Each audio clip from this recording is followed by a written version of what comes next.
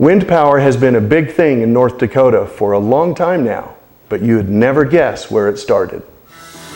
You and I have an insatiable appetite for electricity. Come with me and we'll look at the issues relative to wind farms and the communities that they serve. This is the Windfarm Guy. Hi, this is Dennis Stout, and thank you for joining me for this episode of the Windfarm Guy. Today I'm in Dickinson, North Dakota at the Sacred Heart Monastery, and with me today is Sister Paula. And the reason I'm here is she has a very interesting story to tell about the wind farm business. And in fact, they used to be out in the country. We're now in town, but they used to be out in the country, and they had a couple of wind turbines there that they owned. They were utility scale turbines. And Sister Paula, thank you for joining me today.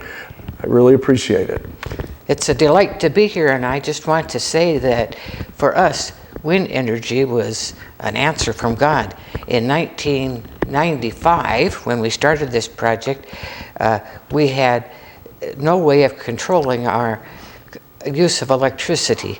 And so we looked at wind energy, and it seemed like a viable thing to do. And so with the prompting of a few of our friends, through what's called the Dakota Resource Council and the Department of Commerce for the state of North Dakota, we decided we'd take a risk. And the condition for the risk was that we would tell the general public if it worked and how it worked, and if it didn't work, why it didn't work. Because before our time, basically all wind experiments had been done by investor-owned utilities, etc. And of course, at that time, the easy answer was to say it didn't work, so therefore you use all my power. So we risked the thing and got it going, and in 1997, we had them operational. And subsequently, on the North Dakota Department of Commerce website, we're listed as pioneers for wind energy. And throughout the years, we've had numerous students from schools and the general public coming and asking us questions, and I had classroom upon classroom of people that I educated on this. And what I'd say is it's one of the easiest energies that we've ever had to deal with. People ask me, what is the upkeep of the turbine? And I'd say it's like you having to change the oil in your car periodically. We didn't have to hire a company to do this for us.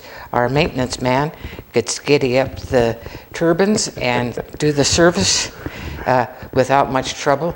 And occasionally we needed some outside help if we needed like a crane or something to do some work. But we've had these turbines for 23 years, and I'm sorry to say that we still don't have a turbine, but we, from other circumstances, had to move to town.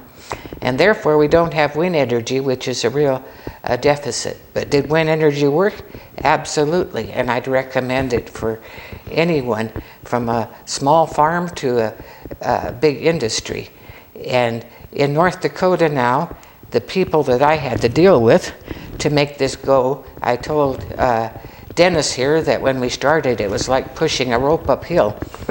And because there was a lot of resistance in a lot of areas, one being our utility company. And now, this many years later, our utility company has contracts with wind farms. So you can see how it flipped. So we think we've done something wonderful for the state of North Dakota and wonderful for the environment by saying, hey, wind works. It's not a big deal.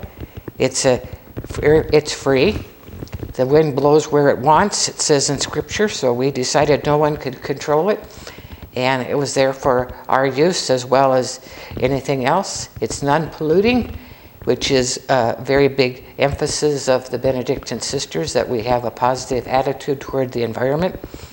And my only sad point, Dennis, is I can't have a wind turbine in town. Well, and you had these, y'all bought these two turbines. Y'all were out in the country, and you bought these two turbines. They were used. Right. But they were utility scale turbines that you bought out of Montana. Correct. And rented them, and they were supposed to last 10 years, and they lasted how long? They lasted 23 years. 23 years. And the only reason you don't have them today is you needed to move into town from that facility out in the country, and the new owners don't want to have those. So if I were there, Dennis, I would have purchased a new 220 kilowatt turbine to supply our needs without a newer one. Yep. Right. So let me ask you this. You said you had this arrangement that you would tell why it worked or why it didn't work, or if it worked or if it didn't work. Would you say that it did work? Absolutely. It worked just wonderfully. And all the things that we were told that we had to watch out for didn't happen. For example, dead birds. I've never experienced one dead bird around the turbines ever in 23 years. Noise. This is the funniest, most hilarious thing, Dennis, is that when the wind blows, you don't hear the noise. No, you hear the wind. Exactly. So we never had any noise pollution to deal with, and that would be very important around a monastery. Right. And so you bought these, and I don't want to go into the dollar figures, but you bought these, and so they paid for themselves and then some? They paid for themselves and then some. We were definitely in the positive. And the most delightful thing was every month looking at the utility bill being cut. And I don't know if you're into gadgets, any of you folks, but I was, so we had a little meter that would tell me if we were 100% on wind or if we were 50% on wind and 50% on the utility, and I loved to watch that, and I always smiled when it was 100%. Yes. Okay, I have one final question for you. And you are pioneers in North Dakota in the wind industry. So you're forward thinking. If there was one thing that you wish that the general public knew, what would that be? That wind is a wonderful resource, and that we have so much wind in North Dakota that we could be helping our neighbor.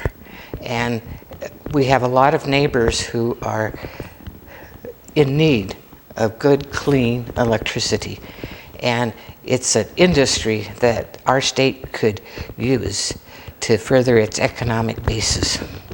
Thank you. Thank you very much. You're One thing I welcome. want to point out, Sister Paula was telling me earlier that the turbines were, and the monastery was directly adjacent to the airport here.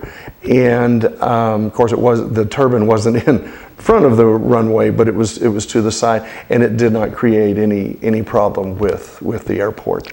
Sister Paula, thank you very much for joining me. I sure appreciate it. Thank you, Dennis, and God bless you in your wind work. Yeah, well, thank you. This is Dennis Stout, and I'm the Windfarm Guy. Thank you for watching. Working together, we can make good energy decisions and save our planet. I am the Windfarm Guy.